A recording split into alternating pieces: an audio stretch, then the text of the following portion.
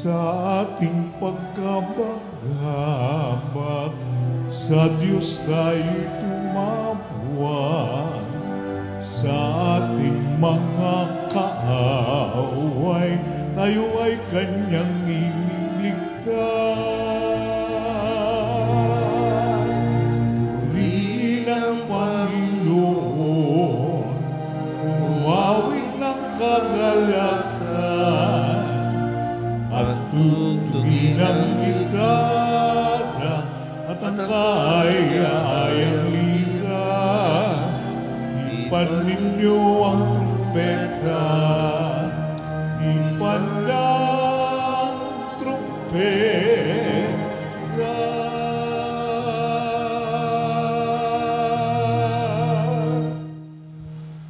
Sa ngalan ng Ama at ng Anak at ng Espiritu Santo. Amen.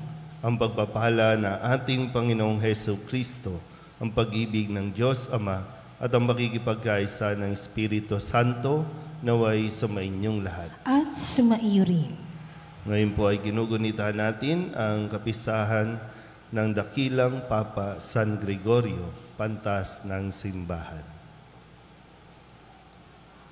Mga kapatid, tinipon tayo bilang mga kaanib na angkan ng Diyos, kaya dumulog tayo sa maawaing Panginoong nagpapatawad ng lubos.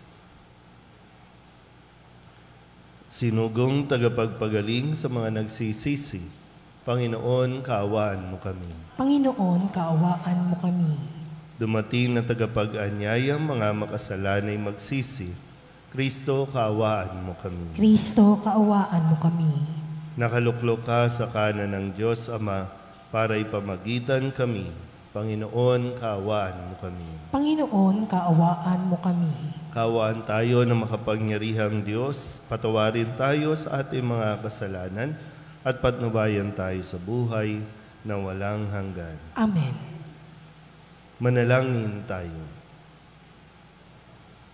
Ama naming makapangyarihan, ang iyong mga hinirang na tao ay matyaga mong tinuturuan at maibiging nililingap.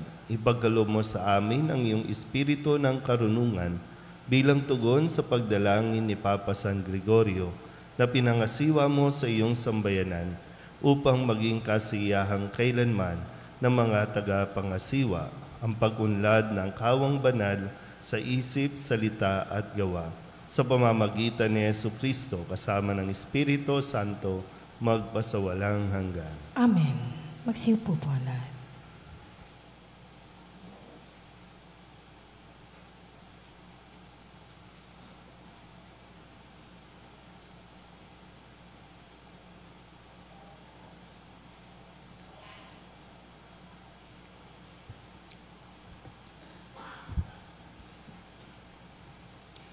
Pagbasa mula sa unang sulat ni Apostol San Pablo sa mga taga-Korinto. Mga kapatid, nasa saliksik ng Espiritu ang lahat ng bagay, maging ang pinakamalalim na panukala ng Diyos. Walang nakaalam sa iniisip ng isang tao maliban sa kanyang sariling espiritu. Gayon din naman, walang nakakaalam sa mga iniisip ng Diyos maliban sa Espiritu ng Diyos.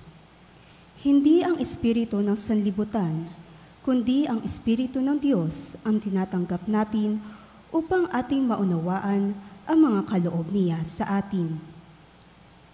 Sa mga nagtataglay ng Espiritu, ang ipinaliliwanag namin mga katotohanang espiritual, mga pananalitang turo ng Espiritu at hindi ayon sa karunungan ng tao ang ginagamit namin. Sapagkat ang taong di nagtataglay ng Espiritu ay ayaw tumanggap sa kalooban ng mga kaloob mula sa Espiritu ng Diyos. Para sa kanila, kahangalan ang mga iyon at di nila nauunawaan, sapagkat ang mga bagay na espiritual ay mauunawaan lamang sa paraang espiritual. Nauunawaan ng taong nagtataglay ng Espiritu ang kahalagahan ng bawat bagay, ngunit walang nakakaunawa sa kaniya. Ganito ang nasasaad sa kasulatan. Sino ang nakakaalam ng pag-iisip ng Panginoon. Sino ang makapagpapayo sa Kaniya? Ngunit ang pag-iisip ni Kristo'y taglay natin. Ang salita ng Diyos. Salamat sa Diyos. Saan man tugunan ang ating pong itutugon? Matuwid ang poong dakila sa lahat ng kanyang gawa. Ulitin po natin. Matuwid ang poong dakila sa lahat ng kanyang gawa. Ang Panginoong Diyos ay puspos ng pag-ibig at lipos ng habag. Banayad magalit, ang pag-ibig niya ay hindi kumukupas. Siya ay mabuti at kahit kanino'y hindi nagtatangi. Sa kanyang nilikha, ang pagtingin niya ay namamalagi. Matuwid ang poong dakila sa lahat ng kanyang gawa. Magpupuring lahat sa iyo, O Panginoon, ang iyong nilalang. Lahat mong nilikha ay pupurihin ka at pasasalamatan. Babanggitin nilang tunay na dakila ang iyong kaharian at ibabalitang tunay kang dakila't makapangyarihan. Matuwid ang poong dakila sa lahat ng kanyang gawa. Dakila mong gaway upang matalastas ng lahat ng tao. Mababatid nila ang kadakilaan ng paghahari mo. Ang paghahari mo'y sadyang walang hanggan, hindi magbabago. Matuwid ang poong dakila sa lahat ng kanyang gawa. Di ka bibiguin sa mga pangako pagkat ang Diyos ay tapat. Ang kanyang ginawa, kahit ano ito, ay mabuting lahat. Siya ay tumutulong sa lahat ng tao na may suliranin. Yaong inaapi, inaalis niya sa pagkagupiling. Matuwid ang poong dakila sa lahat ng kanyang gawa. Magsitayo po lahat.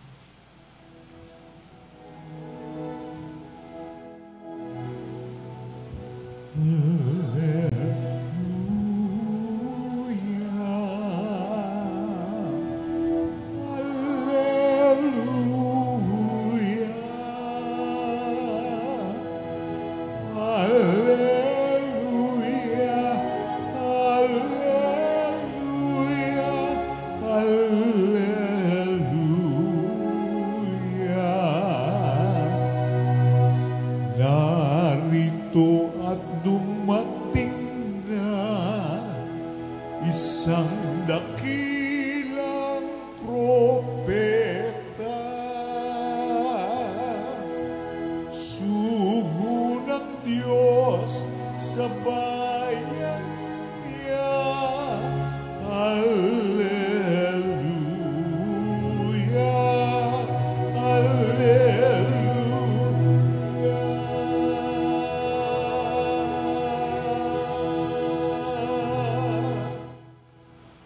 Sumainyo ang Panginoon. At sumaiyo rin.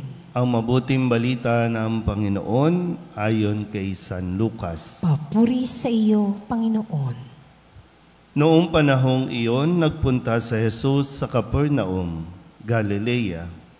Nagturo siya sa mga tao ng araw ng pamamahinga at nagtaka sila sa kanyang pagtuturo, sapagkat may kapangyarihan kung siya'y magsalita.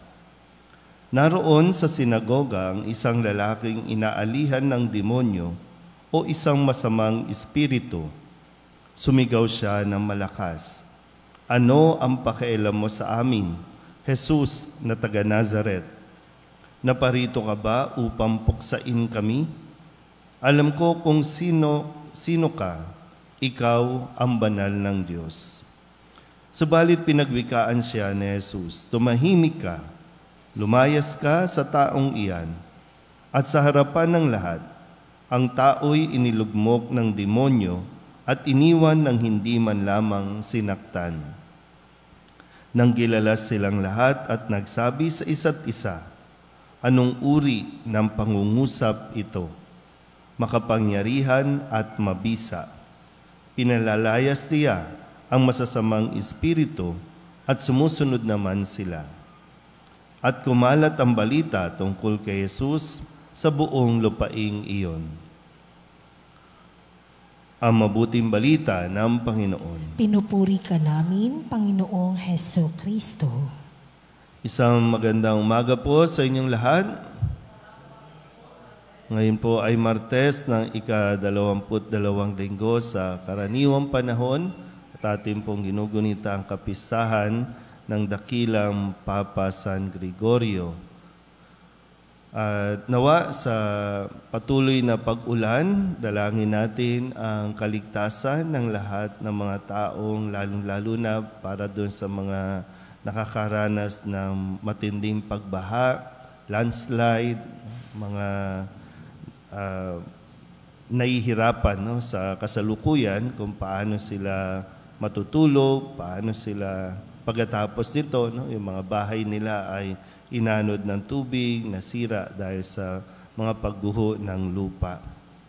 At tunay nga na sa ganito mga pagkakataon, makikita natin kung sino talaga yung may mga otoridad, sino talaga yung may kapangyarihan o may karapatan na kumilos. Dito natin yan nakikita. Yung credibility ng isang tao nasusubok at nakikita kapag may mga ganitong mga pangyayari sa paligid natin. Kailangan lang talaga din natin maging mulat, maibuka natin ang ating mga mata para makita kung sino talaga yung may credibility. Pag sinabing credibility, hindi lang basta magaling magsalita, kundi yung kanyang sinasabi ay nailalagay niya sa kanyang pagkilos. Kaya sana po nananawagan tayo sa mga politiko natin dahil sila yung talagang naglilingkod sa dapat, nagpro-provide ng kaligtasan ng ating bayan. Ihinto nyo na yung mga bangayan ninyo, ihinto nyo na yung mga siraan ninyo, ihinto nyo na yung mga kadramahan ninyo dyan sa inyong mga kinauupuan dahil hindi yan nakakatulong at hindi yan nakakabuti sa ating bayan. Kasi dito po sa ating ebanghelyo, sa ginawa ni Jesus na pangangaral, pagtuturo, di ba po namangha sila kasi kakaiba siya Doon sa ibang mga guro, kakaiba yung kanyang pagsasalita. Kasi totoo naman po, yung pagsasalita na totoo, pagsasalita na bukal sa kanyang damdamin at hindi nagsasalita para lamang magpa-impress. Hindi yun yung totoong kapangyarihan. At hindi yun yung talagang, di ba, dati nagtutulungan na para lang manalo, ngayon nagsisiraan. Wala. Sa maraming politiko, nawawalan na ng credibility. At wala tayong kapangyarihan, wala tayong karapatan, parang gano'n, wala tayong karapatan magsalita kung tayo mismo ay hindi nakakakitaan ng kung ano yung ating mga sinasabi. Mahirap magsabi na sinungaling ka kung yung nagsasalita mismo ay sinungaling. Kaya nga, di ba, sa pamilya, sa loob ng tahanan, sa mga magulang, mahirap para sa mga anak ang sundin ang mga magulang kung ito ay nawawalan na ng credibility. Sabihin nyo nga ulit, credibility. Yung credibility o kredibilidad, ibig sabihin yung karapatan mong magsalita, karapatan mong magpalayas ng masasamang espiritu. Ito yung nakita ng mga tao kay Jesus. Anong meron sa Kanya? Diba? Hinahangaan. Kasi kahit ang masasamang espiritu, sumusunod sa Kanya. Kasi walang maibabato kay Jesus Walang pwedeng i-buwelta kay Jesus. Yun yung magandang makita rin natin sa ating, lalo na kami, sa mga pari din, sa mga taong simbahan, mahalaga yung may kredibilidad tayo para masabi natin meron tayong kapangyarihan magsalita. Hindi yung self-proclaim natin na influencer tayo, self-proclaim na advisor tayo, self-proclaim. At sabi ko, sa mga sitwasyon na kailangan magdesisyon, sa mga sitwasyon na kailangan tugunan ang pangangailangan, diyan mo talaga makikita kung sino ang mayroong kredibilidad. Yan naman, patuloy natin na hingin ang grasyang ito, ang biyayang ito mula sa Panginoon, na magkaroon din tayo ng kapangyarihan na makapagpalayas ng masamang espiritu na pilit na iniimpluwensyahan ang ating mga isipan, ang ating mga desisyon at ang ating mga pagkilos. Tanging si Kristo ang makakatulong sa atin. Tanging si Kristo ang kailangan nating matularan para mapawi din natin ang mga nagpapahirap o mawala din ang mga nagpapahirap sa atin. Amen?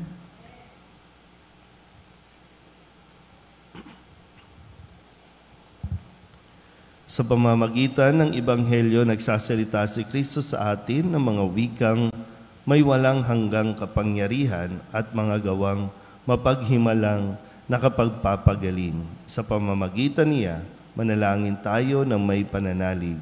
Ang ating itutugon, Panginoon, dinggin mo ang aming panalangin. Panginoon, dinggin mo ang aming panalangin.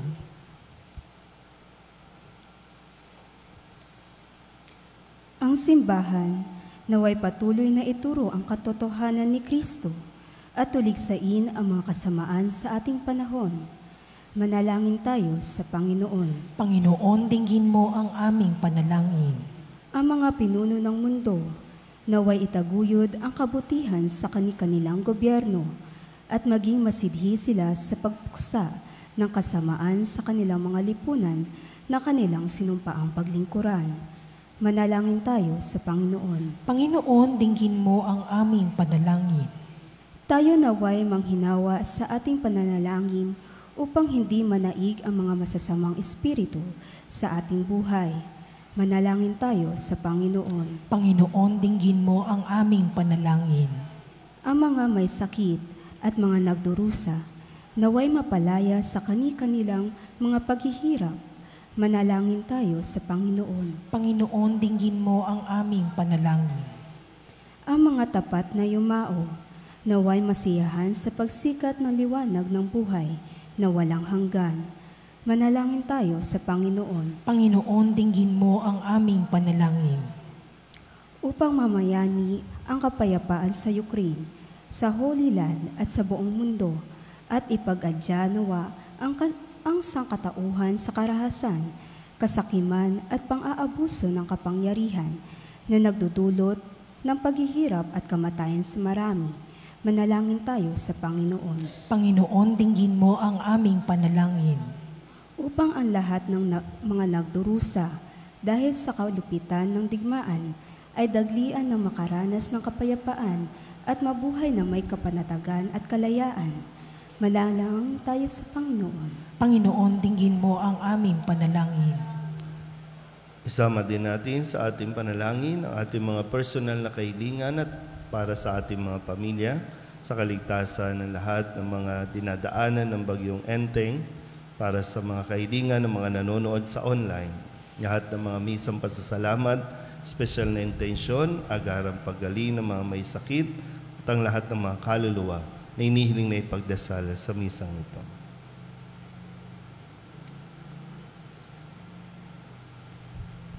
Ang lahat ng ito iniling namin sa ngalan ni Kristong aming Panginoon. Amen. Magsimpupunan.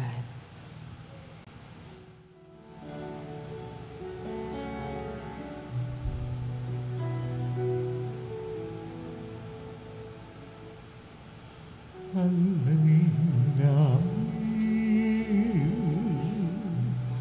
aming buhay. Bawat galak at lumbay, bawat pangarap naming taglay sa palad mo ilalagay.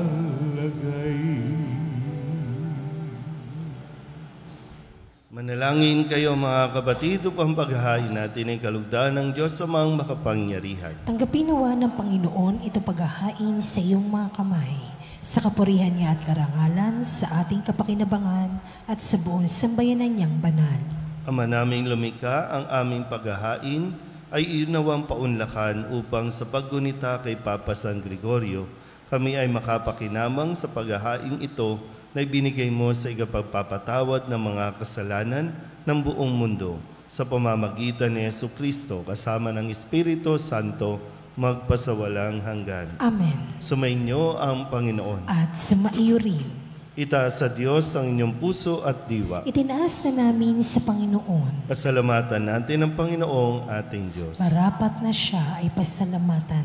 Ama naming makapangyarihan, tunay nga marapat na ikaw ay aming pasalamatan sa pamamagitan ni Jesucristo na aming Panginoon. Ngayong si San Gregorio ay pinararangalan sa pamumuhay niyang totoong uliran at pagiging maaasahan sa panunungkulan. Kaya't si Jesucristo na maaasahan sa katapatan ay inihahayag sa pangangasiwa sa sambayanan. Ang malasakit na mga ulirang tagapangasiwa noon ay nagpapatuloy magpahanggang ngayon sa mga panalangin kanilang iniuukol, kaysa ng sambayanan mong dito'y nagtitipon. Kaya kaysa ng mga anghel nagsisiawit ng papuri sa iyo na walang humpay sa kalangitan, kami nagbubunyi sa iyong kadakilaan. Santo, Santo, Santo, Panginoong Diyos ng makapangyarihan, napupuno ang langit at lupa ng kaluwalhatian mo. Hosana sa kataasan, tinagpala ang napalito sa ngalan ng Panginoon. Hosana sa kataasan. Ama naming banal, ikaw ang bukal ng tanang kabanalan. Kaya't sa pamamagitan ng iyong Espiritu, gawin mong banal ang kaloob na ito upang para sa aming maging katawan at dugo ng aming Panginoong Jesucristo.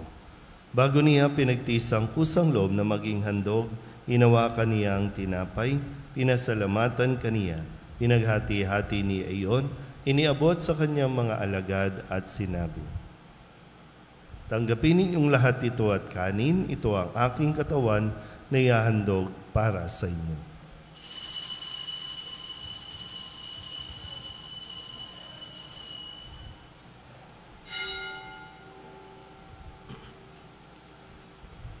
Ngayon din naman nang matapos ang hapunan, inawakan niya ang kalis, muli kaniyang pinasalamatan.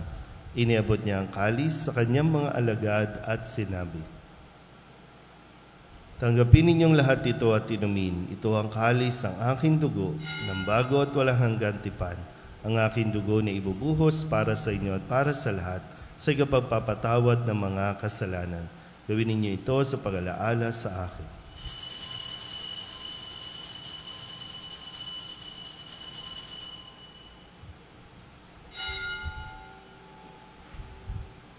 Ipagbunyi natin ang misteryo ng pananampalataya. Si Kristo'y namatay, si Kristo'y nabuhay, si Kristo'y babalik sa wakas ng panahon. Ama, ginagawa namin ngayon ang pag-alaala sa pagkamatay at muling pagkabuhay ng iyong anak, kaya tiniaalay namin sa iyo ang tinapay na nagbibigay buhay at ang kalis na nagkakaloob ng kaligtasan. Kami nagpapasalamat dahil kami iyong minarapat na tumayo sa harap mo para maglingkod sa iyo. Isinasamo namin kami magsasalo-salo sa katawan at dugo ni Kristo ay mabuklod sa pagkakaisa sa pamamagitan ng Espiritu Santo. Ama, lingapin mo ang iyong simbahang laganap sa buong daigdig. Puspusin mo kami sa pag-ibig kay San Francisco na aming Papa at ni Jose na aming Obispo at ng Tanang Kaparian. Alalahanin mo rin ang mga kapatid namin na himlay na may pag-asang sila'y muling mabubuhay, gayon din ang lahat ng mga pumanaw. Kawaan mo sila at patuloyin sa iyong kaliwanagan. Kawaan mo at pagindapating kaming lahat na makasalo sa iyong buhay na walang wakas. kaysa ng mahal na Birhen Maria na ina ng Diyos, ng kabiyak ng puso niyang si San Jose, kaysa ng mga apostol at ng lahat ng mga banal na namuhay dito sa daigdig na kalugod-lugod sa iyo, may pagdiwang nawa namin ng pagpupuri sa ikararangal mo sa pamamagitan ng iyong anak na aming Panginoong Hesu Kristo. Sa pamamagitan ni Kristo, kasama niya at sa Kanya, ang lahat ng parangal at papuri ay sa iyo, Diyos Amang makapangyarihan, kasama ng Espiritu Santo, magpasawalang hanggan. Amen. Amen.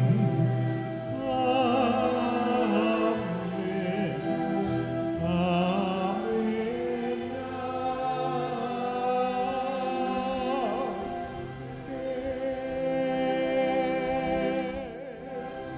Sa tagubili ng mga nakagagaling na utos at turo ni Jesus sa Panginoon natin at Diyos, ipahayag natin ang lakas loob.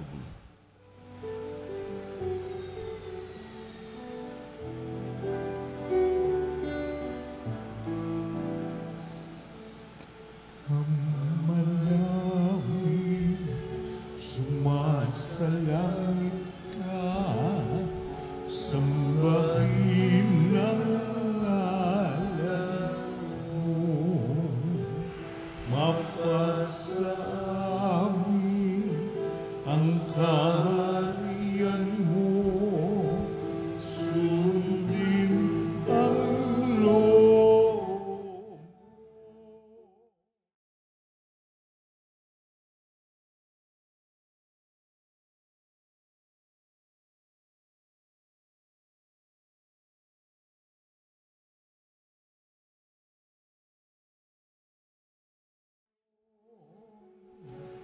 Ng aming kakanin sa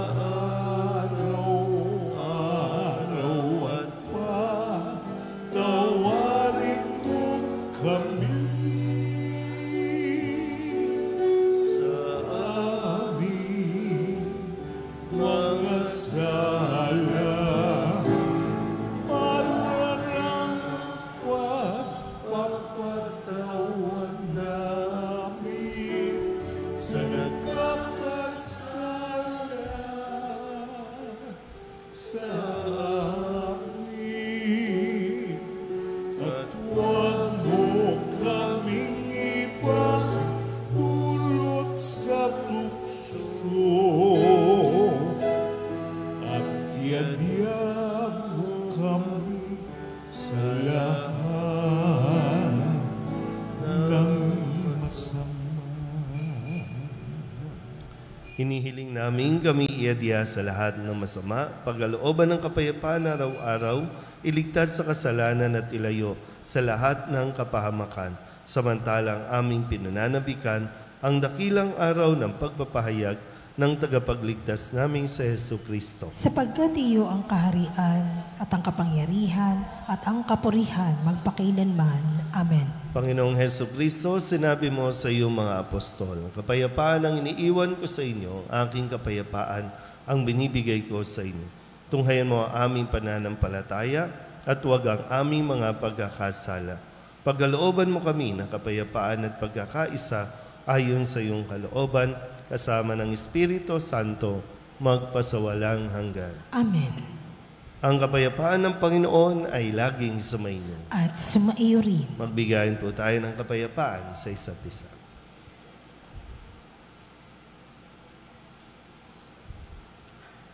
Kordero ng Diyos na nag-aalis sa mga kasalanan ng sanlibutan, maawa ka sa amin. Kordero ng Diyos na nag-aalis sa mga kasalanan ng sanlibutan, maawa ka sa amin. Kordero ng Diyos na nag-aalis sa mga kasalanan ng sanlibutan, ipagkaloob mo sa amin ang kapayapaan.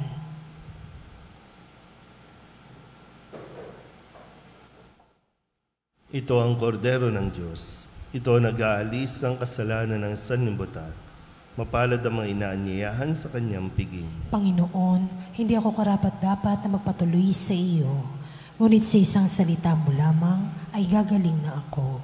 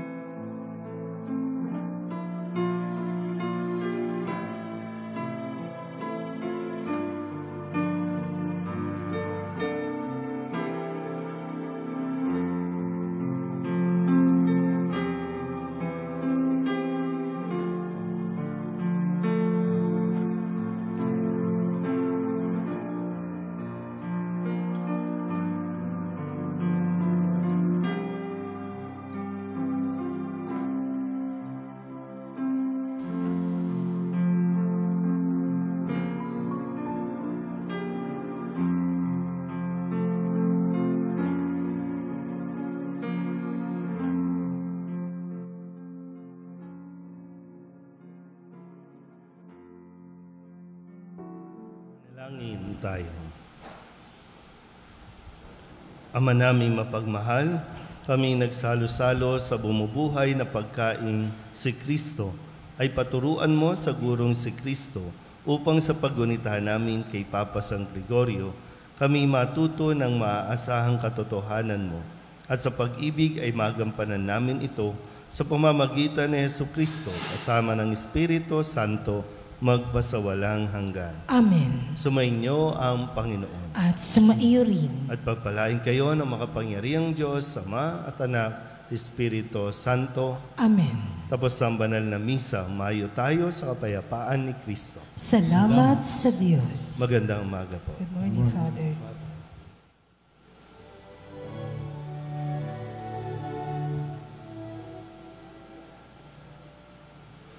Walang sinumanang nabuhay para sa sarili lamang.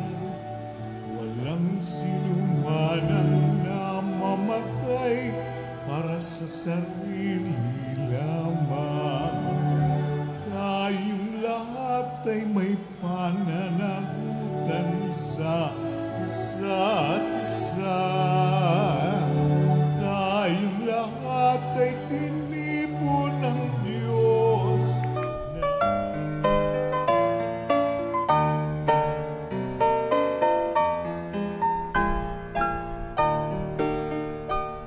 Nuestro Padre Jesús Nazareno, sinasamba ka namin, pinipintuho ka namin, aral mo ang aming buhay at kaligtasan.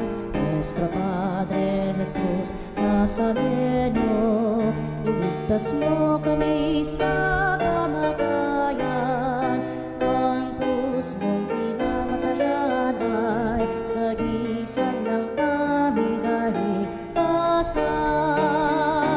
Nuestro Padre Jesus Nazareno, dinarangal ka namin. Nuestro Padre Jesus Nazareno, inulwal ka